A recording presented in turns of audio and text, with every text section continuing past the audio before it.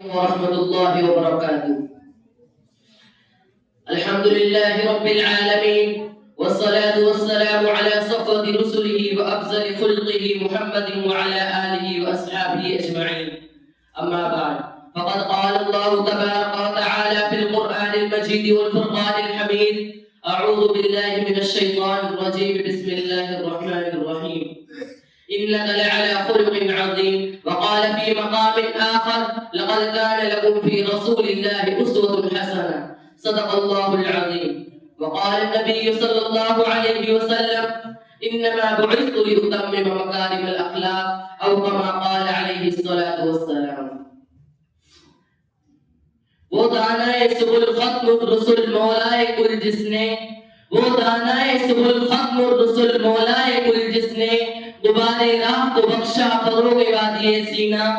نگاہ عشق و مستی میں وہی اول وہی آخر، نگاہ عشق و مستی میں وہی اول وہی آخر، وہی قرآن وہی فرقان وہی یاسین وہی طٰہٰ. زباں پہ بار خدایا یہ کس کا نام آیا، زباں پہ بار خدایا یہ کس کا نام آیا، کہ میرے نطق نے بوسے میری زباں کے لیے. حضرات سامعین کرام اور قابل قدر شخصیات، آج میں آپ لوگوں کے روبرو اس جلیل القدر، عظیم المرتبت اور رفیع الشان ہستی کے تذکرے کی سعادت حاصل کر رہا ہوں، جو ایک طرف تاریخ انسان کا سب سے بڑا ہمدرد، سب سے بڑا غمخوار اور سب سے عظیم محسن ہے، تو دوسری طرف تاریخ ظلم و جور کا سب سے زیادہ ستم زدہ اور سب سے زیادہ مظلوم و مکروہ بھی، جو سارے جہاں کا درد اپنے قلب و جگر میں سمیٹے ہوئے ہے، جو خنجر چلے کسی پہ تڑپتے ہم امیر کا مصداق تھا، جس نے دنیا کو اخلاق و تہذیب کا درس دیا، صبح پہ انسانی کو محبت کا پیغام سنایا، جس نے امت کو اچھی سیرت اور خلق عظیم کا سبق پڑھایا. ملت اسلام میں میرے دلوں اور عزیز دوستوں، میں حیران و پریشان ہوں کہ اس قلیل وقت میں ایسے عظیم الشان، وسیع و بسیط موضوع پر کس طرح لب کشائی کرنے کی جرأت و جسارت کر سکوں، جس کا اسلام دشمن یورپ کے علماء نے بھی اقرار و اعتراف کیا ہو، جن کی اخلاق حسنہ اور مکارم اخلاق پر پیغمبر کے کٹا دشمن مغربی فاضل گارڈ ہیرس نے اپنی کتاب اوپن شفا محمد اور ڈاکٹر گبن نے بھی اپنی کتاب میں شہادت دی ہو. ان کی خصوصیات کو کن الفاظ میں بیان کروں جن کو خود رب نے دو جہاں خالق ارض و سما کی زبان میں بڑی ہی وضاحت کے ساتھ انک لعلی خلق عظیم فرما کر ہمیشہ کے لیے سرٹیفکیٹ دے دیا ہو. کن کن خوبیوں کا ذکر جمیل زبان پر لاؤں، کن کن گوشوں کا ذکر جمیل زبان پر لاؤں، ان کی کن کن خصوصیات کو بیان کروں اور کن کن خوبیوں کو بالائے طاق رکھ دوں. طائف کے سفر میں پیش آنے والے واقعات کی زیر و سیاحت کراؤں یا فتح مکہ کی رودات سناؤں، جنگ احد کی منزل کشی کروں یا جنگ حنین میں اپنے اخلاق کی جھلک دکھلاؤں. کیا کیا بتاؤں اور کہاں تک بتاؤں، خدا نہ جاؤ اگر تم سے ہو سکے تو تاجدار بطحہ محبوب خدا کے دل کے عظیم کے داستان تاریخ کے اوراق سے پوچھو، مکہ کی گلیوں اور زواحی سے پوچھو، ان کی داستان اسیران بدر اور حاتم طئی کی لاڈلی سے پوچھو، ان کی سیرت صحن کعبہ اور سرزمین عرب سے پوچھو. یہ سب تمہیں تاجدار بطحہ محبوب خدا کے دل کے عظیم کے لگ میں سنائیں گے. یہ تمام کے تمام ان کی سیرت اور ان کے کیریکٹر کی روایات سنائیں گے، جنہوں نے گالیاں سن کر بھی دعائیں کی، جنہوں نے امت کے خاطر اپنے جسم اطہر کو خون آلود اور دندان مبارک کو بھی شہید کر دیا. سکوت مستول داستہ درد ہے ورنہ، سکوت مستول داستہ درد ہے ورنہ، زباں بھی ہے ہمارے منہ میں اور تاب سخن بھی ہے. دوستو، فتح مکہ کے منظر سے کون ناواقف ہے؟ اس دن جانے دشمنوں کے ساتھ پیغمبر کے برتاؤ اور ان کے اخلاق کریمانہ کو کون نہیں جانتا؟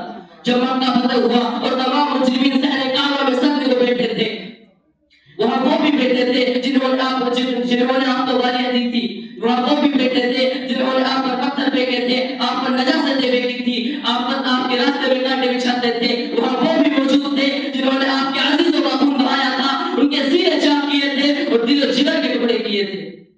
ہر ایک کو اپنے ماضی میں کی ہوئی شرارت یاد آ رہی تھی اور آپ کے پیچھے 10,000 تلواریں محمد رسول اللہ صلی اللہ علیہ وسلم کے اشارے کی منتظر تھی. دفعتاً زبان مبارک کھلتی ہے، سوال ہوتا ہے، قریش بتاؤ آج میں تمہارے ساتھ کیا سلوک کروں، آج میرا تمہارے ساتھ کیا برتاؤ ہوگا؟ دبے الفاظ میں جواب ملتا ہے، خیراً اخ کریم وابن اخ کریم. ارشاد فرماتے ہیں، جاؤ آج میں وہی کہتا ہوں جو حضرت یوسف علیہ السلام نے اپنے بھائیوں سے کہا تھا، لا تثریب علیکم اليوم اذهبوا وانتم الطلقاء. تمام اہل مکہ سے جا کر کہہ دو، تمام اہل مکہ سے جا کر کہہ دو، آمنہ کا راز دلہا پتا کی مٹی میں جھونکنے کے لیے نہیں آیا، عبداللہ